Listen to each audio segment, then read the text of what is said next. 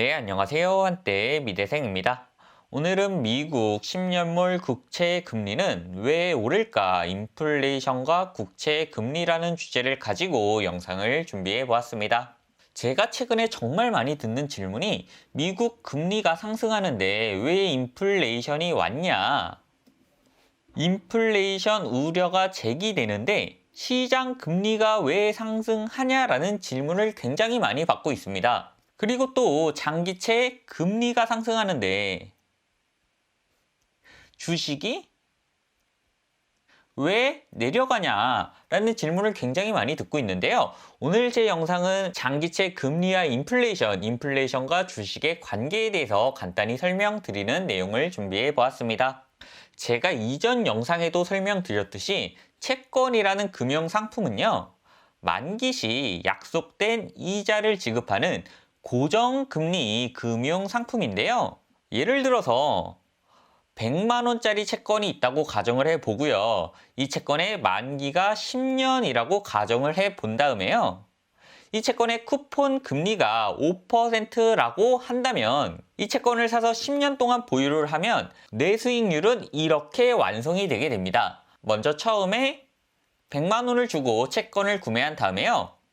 1년에 5% 5만 원, 2년에도 5% 5만 원, 3년에도 5% 5만 원, 이렇게 4, 5, 6, 7, 8, 9년까지 다 5만 원의 채권 이자를 받은 다음에요. 만기가 도래하는 10년 차에는 이자 5만 원과 원금 100만 원, 총 105만 원을 받으면서 내가 원금 100만 원을 들여서 10년 만기 채권을 샀다면 이자는 5만 원 곱하기 10년, 총 150만 원이 10년 뒤에 내 돈이 될 수가 있을 겁니다. 이렇게 채권은 고정금리 금융상품이기 때문에 만기 시까지 채권을 발행한 회사나 국가가 망하지가 않으면 고정적으로 정해진 금액을 꾸준히 받을 수 있는 금융상품인데요.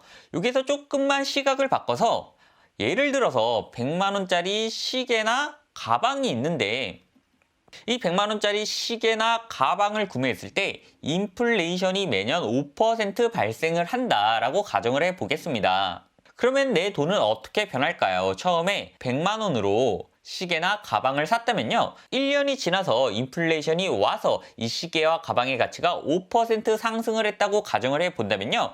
1년에 내 가방이나 시계의 가치는 105만 원이 되고요. 2년에는 105만 원의 5%인 110.25만 원이 될 겁니다.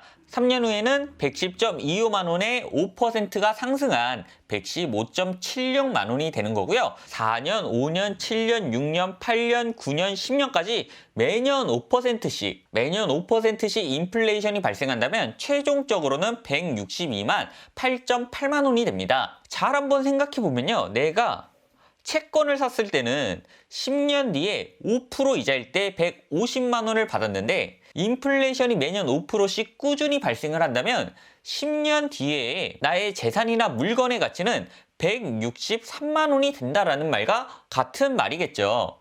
이렇게 되면 한 번쯤 생각을 해볼 수가 있겠죠. 인플레이션이 오면 물가 상승이 채권 금리를 추월하게 된다. 100만 원짜리 채권에 쿠폰금리 5%를 받을 경우에는 나는 10년 뒤에 150만 원을 받게 되지만 100만 원짜리 물건을 사서 매년 5%씩 인플레이션이 발생하게 된다면 최종적으로 10년 후에 나는 163만 원짜리 물건을 갖게 된다. 이 점이 인플레이션이 오면 채권 금리가 상승하는데 굉장히 중요한 역할을 하게 됩니다. 만약에 인플레이션과 채권 금리가 매년 동일하다면 채권의 가치가 어떻게 될까요?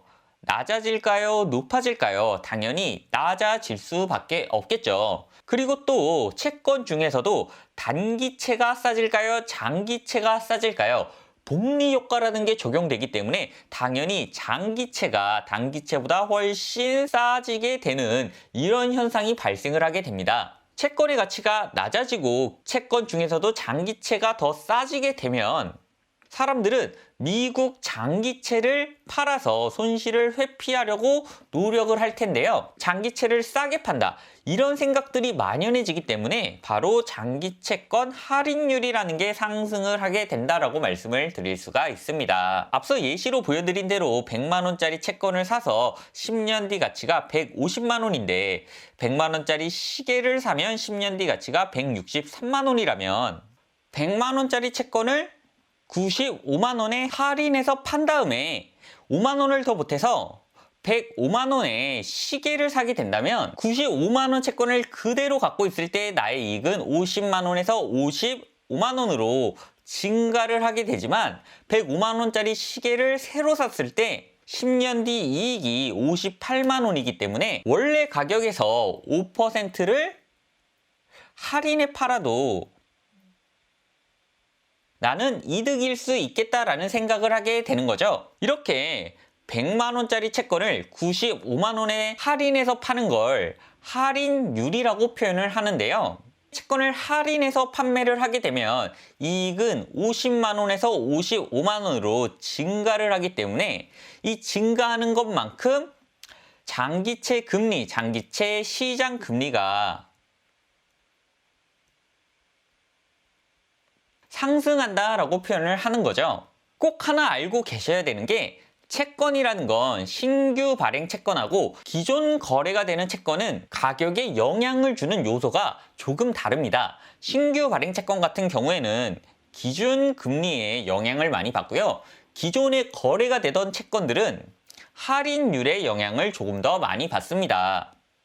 신규 발행 채권 금리가 올라가지 않다고 해도 정부가 채권 금리를 올리지 않겠다고 아무리 말해도 기존 거래되는 채권이 할인율이 올라가서 채권을 파려는 사람이 증가하면 시장 금리가 상승한다 라고 이해를 해 주시는 게 지금 장기 채권 금리가 올라가는 현상을 이해하시는데 조금 더 정확한 내용일 수가 있다라고 설명을 해 드릴 수가 있습니다. 그래서 실제로 미국 10년 채권 수익률이 얼마나 높아졌냐, 할인율이 커져서 시장금리가 얼마나 실질적으로 올라갔냐라고 보면요. 최저점일 때는 0.6%였던 게 지금은 1.458%로 2배 이상 증가한 모습을 확인하실 수가 있죠. 이렇게 시장금리가 올라가는 원인은 인플레이션이 발생을 하니까 물가 상승률보다 채권 금리가 낮아지면서 나의 채권 가치가 점점 하락하기 때문에 채권을 싸게라도 팔려는 사람이 늘어났기 때문이죠. 이렇게 채권 금리가 오르는 건 난 모르겠고 금리가 오르는데 주식이 왜 내려가나 라고 질문을 주신다면 인플레이션과 금리 상승으로 인해서 떨어지는 주식과 오르는 주식이 정해져 있기 때문에 발생하는 일인데요. 금리가 오르면 일반적으로는 성장주의 주식 가치가 떨어지는 현상이 발생을 하게 됩니다. 반대로 금리가 오르면 지금 돈을 꾸준히 잘 벌고 있는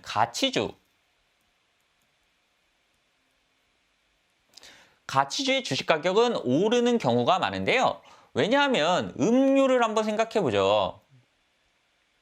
음료는 인플레이션이 오르면 가격이 같이 올라갈 수가 있겠죠. 인플레이션을 실제 제품 가격에 반영을 시킬 수 있는 식품 등 필수 소비재를 생산하는 기업들의 주가는 인플레이션이 오면 덩달아 실적이 좋아져서 올라갈 수밖에 없는 구조로 짜여져 있게 됩니다. 하지만 당장 돈을 벌지 못하고 있는 성장주들 같은 경우에는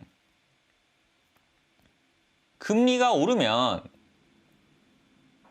자금 조달 비용이 올라가면서 실적이 더욱더 악화가 되기 때문에 금리가 올랐을 때 취약해질 수가 있다. 정리를 해서 말씀을 드리면 미국 장기채 수익률이 높아진다고 해서 주식이 무조건 떨어지냐? 이건 아니고 오르는 주식과 내려가는 주식이 서로 반대될 수가 있다라고 이해를 해 주시면 좋을 것 같습니다. 오늘 제 영상이 인플레이션과 장기채 금리 두 가지 지표의 상관관계를 이해하시는데 조금이나마 도움이 되어 드렸으면 좋겠고요. 저는 다음에 조금 더 유익한 영상으로 찾아뵐 수 있도록 하겠습니다. 감사합니다. 저는 한때 미대생이었습니다.